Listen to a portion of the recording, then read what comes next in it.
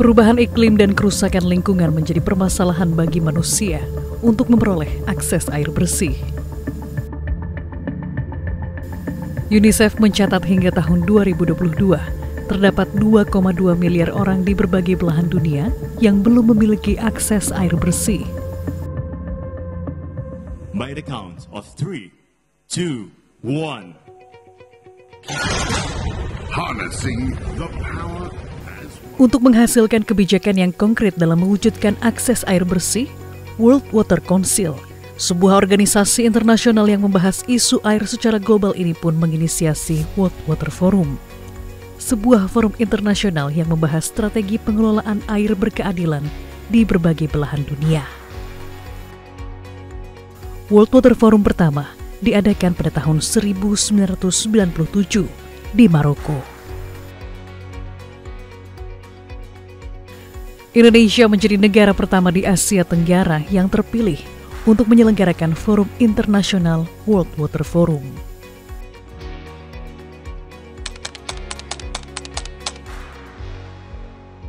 Selamat datang di Bali, suatu kehormatan bagi Indonesia dipercaya menjadi tuan rumah Forum Air Sedunia yang ke-10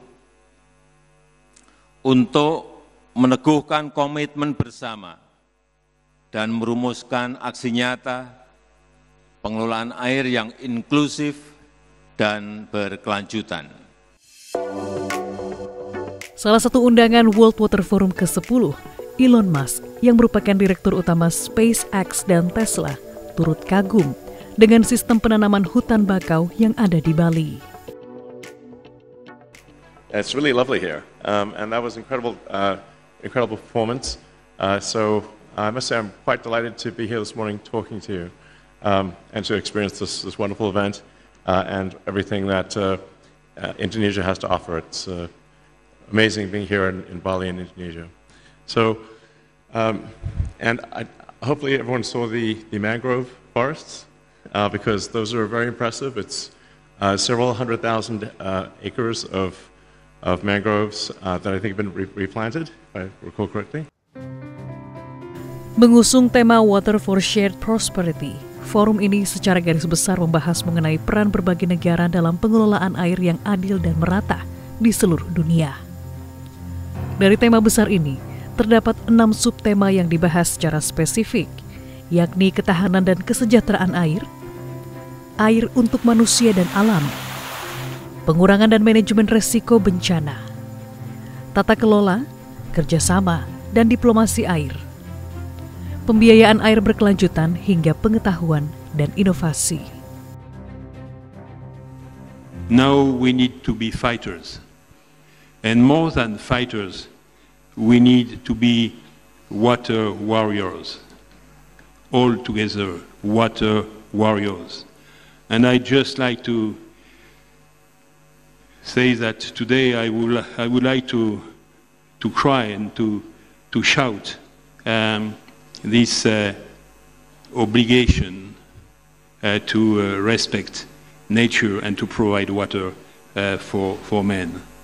And so, just very shortly, 7 commitments. We, World Water Warriors, want to promote water security policies worldwide in all levels of responsibility. Selama 8 hari perhelatan World Water Forum ke-10, telah dirumuskan sebanyak 113 proyek air dan sanitasi senilai 9,4 triliun dolar Amerika Serikat, atau sekitar 150,4 triliun rupiah. Tak hanya proyek air dan sanitasi, forum ini juga turut mengesahkan deklarasi menteri berupa pembangunan pusat keunggulan ketahanan air dan iklim di kawasan Asia Pasifik, mengusulkan peringatan Hari Danau Sedunia, dan mendorong isu pengelolaan sumber daya air terpadu pada pulau-pulau kecil. It must be ensured that it will be running and implemented. Furthermore, Indonesia was also pleased that for the first time in the forum's history, the declaration included a compendium of concrete deliverables and action. First, consisting of 113 future water project and sanitation worth $9.4 billion. From the 33 countries and 53 international organizations as a proponents, donors, as well as beneficiaries of water and sanitation. And the third, implementing the UN Water Action Agenda. Bali dipilih sebagai lokasi penyelenggaraan World Water Forum ke-10 karena sistem pengelolaan air yang mumpuni. Salah satunya adalah sistem Subak, yang telah diakui oleh UNESCO pada tahun 2012 sebagai warisan budaya dunia. Sistem Subak merupakan organisasi kemasyarakatan di Bali yang mengatur sistem pengelolaan air dengan konsep Trihita Karana, sebuah filosofi Hindu Bali dalam menjaga keseimbangan hubungan antara manusia dengan sesama, manusia dengan alam, dan manusia dengan Sang Pencipta.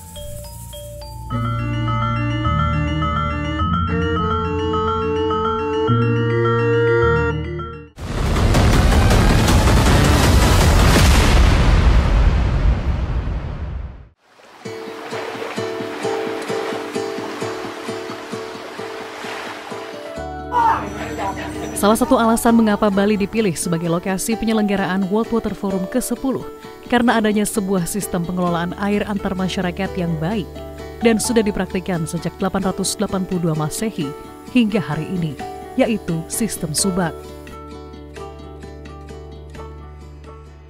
Masyarakat kami memiliki nilai budaya terhadap air, salah satunya adalah sistem pengairan Subak di Bali yang dipraktekkan sejak abad ke-11 yang lalu dan diakui sebagai warisan budaya dunia. Selain itu, bagi masyarakat Bali, air adalah kemuliaan yang mengandung nilai-nilai spiritual dan budaya yang harus dikelola bersama-sama.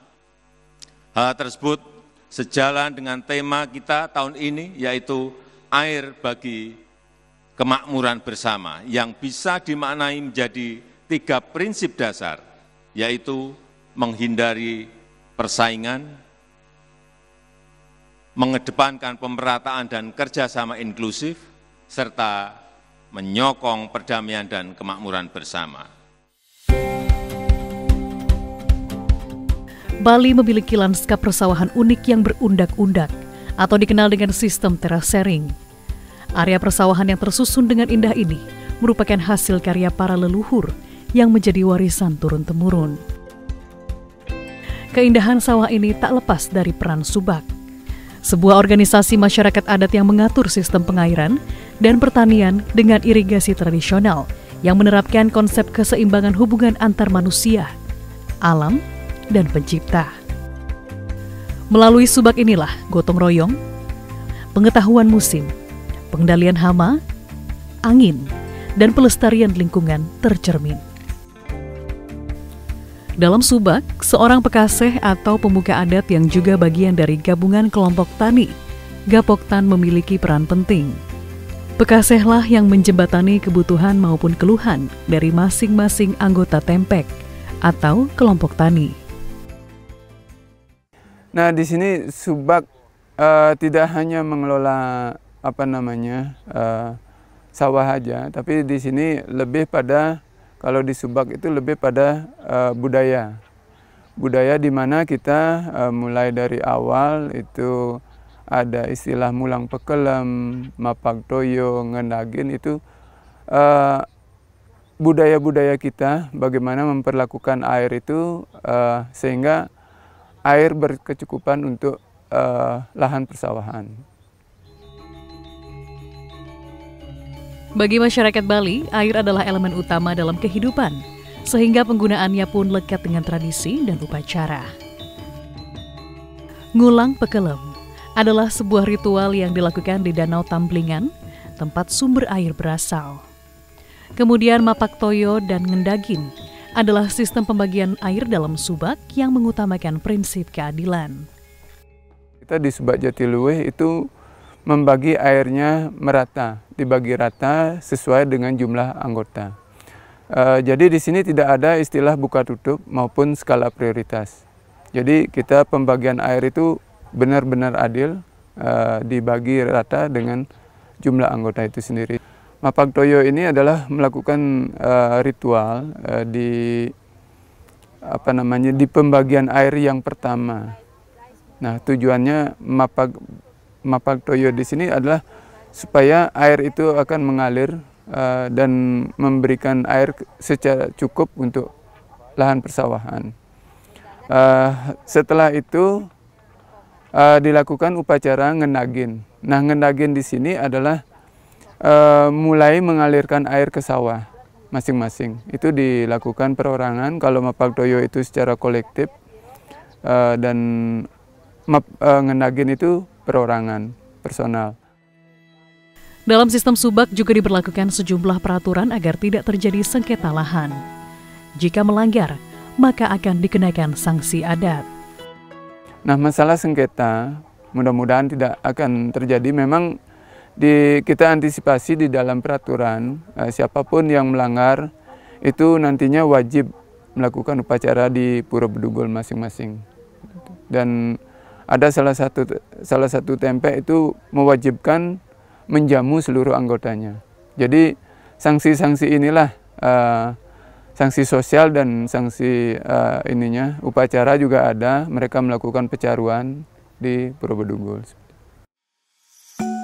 Selain mengatur sistem irigasi, subak di Jatiluwih juga mengatur musim tanam yang berbasis pada tradisi dan adat istiadat yang mempengaruhi pola tanam jenis padi di tiap musim tanam. Menurut kepercayaan dan kesepakatan masyarakat setempat, pada bulan Januari, seluruh anggota subak wajib menanam padi beras merah varietas lokal. Apabila didapati salah satu anggota menanam padi varietas lain, maka sanksi adat menanti.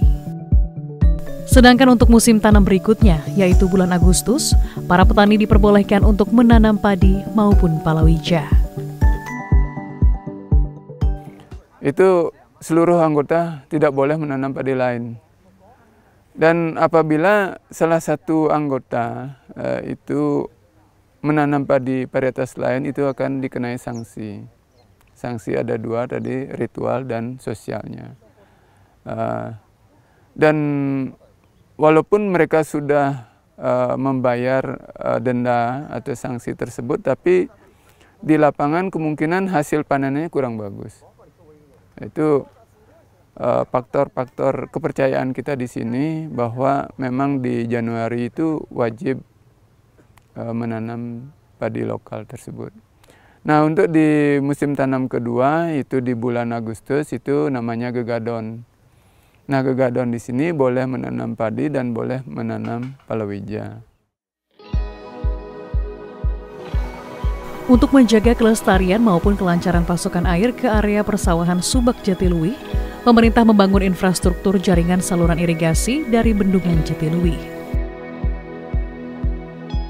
Pemerintah melalui Balai Wilayah Sungai Bali Penida Kementerian Pekerjaan Umum dan Perumahan Rakyat menyediakan 3 jenis saluran irigasi, yakni saluran primer sepanjang 3,9 km, saluran sekunder sepanjang 3,3 km, dan saluran tersier sepanjang 4,2 km. Sejak tahun 2015, pemerintah terus melakukan pemeliharaan, rehabilitasi, termasuk beautifikasi di area monumen UNESCO. Terus di tahun 2022, kita melakukan pemeliharaan berkala terhadap jaringan irigasi di Jatiluwih. Dilanjutkan di tahun 2023, kita juga sudah melakukan rehabilitasi daerah irigasi Jatiluwih sepanjang 5,25 km. Di mana pada kegiatan itu juga dalam rangka mendukung World Water Forum ke-10, kita melakukan beautifikasi atau penataan kawasan di monumen UNESCO.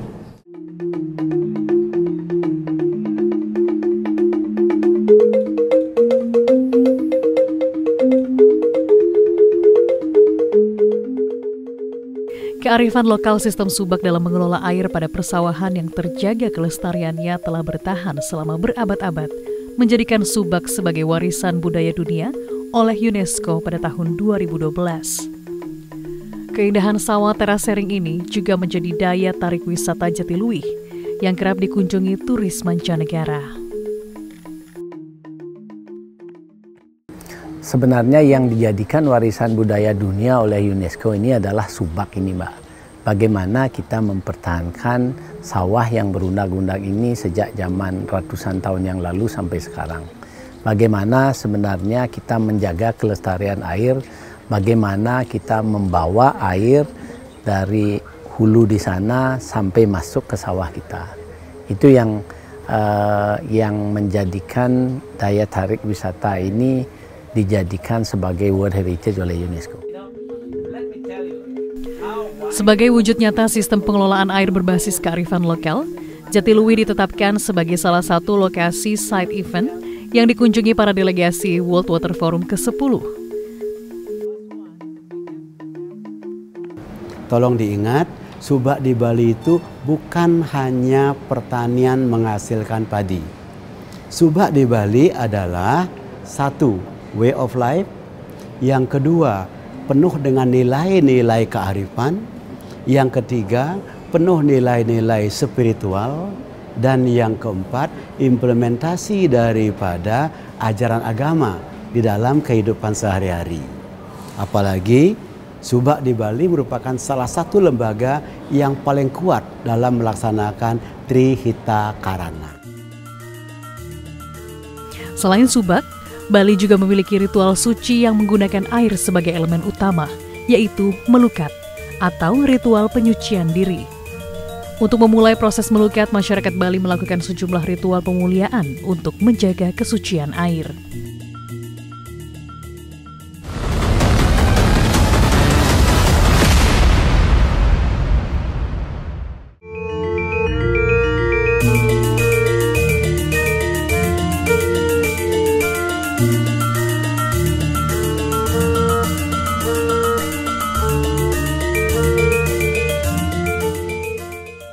Sebagai sumber kehidupan, masyarakat Bali tidak hanya memanfaatkan air untuk kehidupan sehari-hari. Air juga turut digunakan untuk upacara pembersihan diri. Kegiatan ini dikenal dengan melukat. Umat Hindu di Bali percaya bahwa setiap manusia memiliki sifat diri yang kotor dan harus dibersihkan. Prosesi melukat diharapkan dapat membersihkan segala hal yang bersifat kotor dan negatif, baik secara jasmani maupun rohani. Guru Besar Pariwisata Universitas Udayana, I Gede Pitana menyebut ritual melukat adalah bagian dari wisata spiritual di Bali. Jadi melukat itu adalah suatu upacara di dalam budaya Hindu di Bali untuk membersihkan diri secara batin, secara spiritual. Dan ini bukan budaya baru. Ini sudah ada ribuan tahun yang lalu. Tetapi belakangan ini justru semakin berkembang dia. Karena melukat itu sudah menjadi salah satu hal yang menarik yang saya sebut sebagai bagian daripada spiritual tourism. Salah satu tempat yang selalu ramai dikunjungi untuk prosesi melukat di Bali adalah Pura Tirta Empul. Berlokasi di hulu Sungai Pakirisan, Desa Manukaya, Kecamatan Tampak Siring, Kabupaten Gianyar. Tirta Empul merupakan sebuah pertirtaan dengan sumber air suci yang melimpah. Menurut sejarah, sumber air suci Tirta Empul berasal dari Dewa Indra, yaitu dewa perang yang menancapkan payung dan menciptakan Yeh Empul sebagai penawar racun saat sungai yang mengalir di daerah ini dibuat beracun ketika terjadi perang melawan seorang raja bernama Maya Denawa. Kenapa air suci? Karena air ini air yang sudah jadi yang dibikin oleh Betara Indra.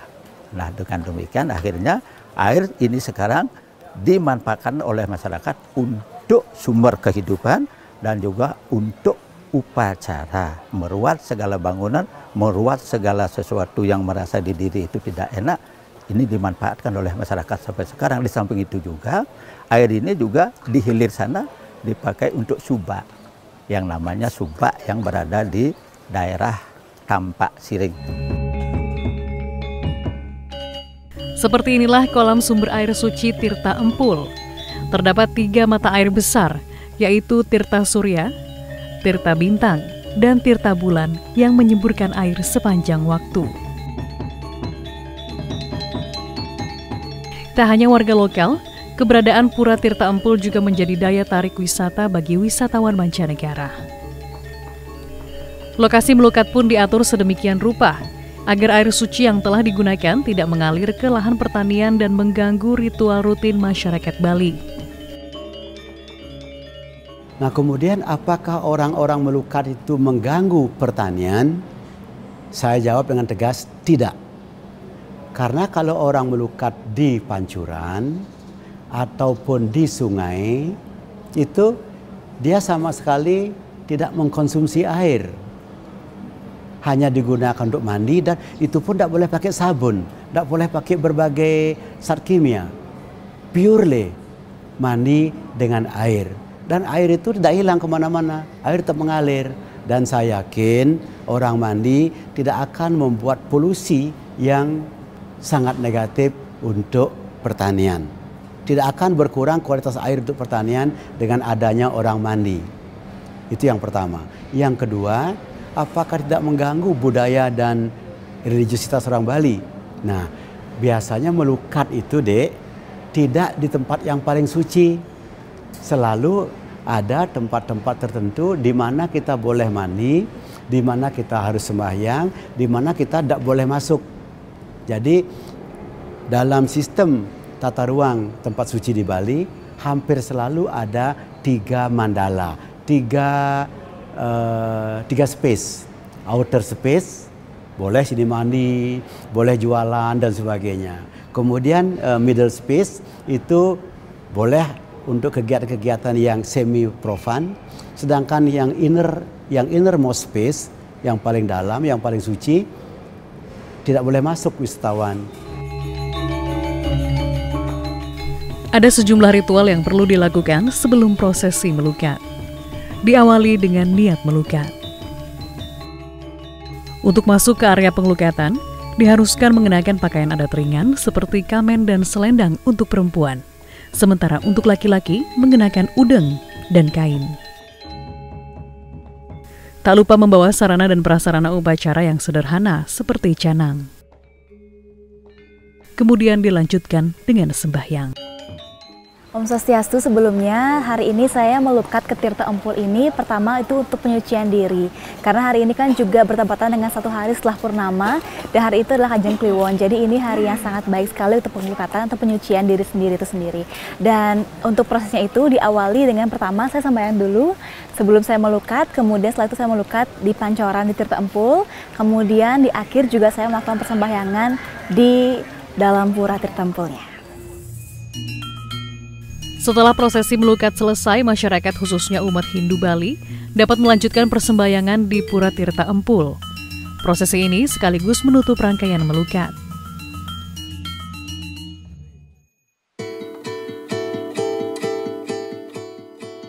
Untuk menjaga kesucian mata air Tirta Empul, pengelola bersama pemangku pura maupun bendesa adat dan masyarakat desa melakukan upacara besar tiap 6 bulan sekali. Hal ini dilakukan sebagai upaya untuk menjaga kesucian dan kecukupan sumber air yang terus mengalir agar menjadi sumber air bagi masyarakat secara berkelanjutan. Ada sajennya, itu harus diadakan setiap 6 bulan sekali untuk betul-betul istilahnya ruwet supaya air ini tetap munculnya seperti ini. Ya, bersama masyarakat dan juga dari Subak sana, dari tempat sini kali di tempat ini. Untuk mohon beliau mengaturkan sesuatu supaya air itu tetap adanya seperti ini. Sucinya, besarnya juga. Karena air ini panas atau hujan, air itu tetap, Bu. Tidak pernah berkurang, tidak pernah bertambah. Itu uniknya. Dan selalu jernih, tidak pernah tidak jernih. Gitu. Selain didasari oleh nilai-nilai keagamaan, cara masyarakat Bali memuliakan air juga menjadi wujud kesadaran akan pentingnya menjaga keseimbangan ekosistem dan keberlanjutan sumber daya air. Melalui integrasi nilai-nilai kearifan lokal dalam diskusi World Water Forum ke-10, Bali dapat berkontribusi untuk menjadi solusi bagi permasalahan air dunia. Dari World Water Forum ke-10 ini akan muncul usulan-usulan atau rekomendasi-rekomendasi tentang manajemen air yang terintegrasi dengan tetap memperhatikan kelestarian masa depan jangka panjang dan terutama sangat memperhatikan kebutuhan masyarakat lokal yang memang tanda kutip pemilik sah daripada sumber daya yang ada di daerahnya.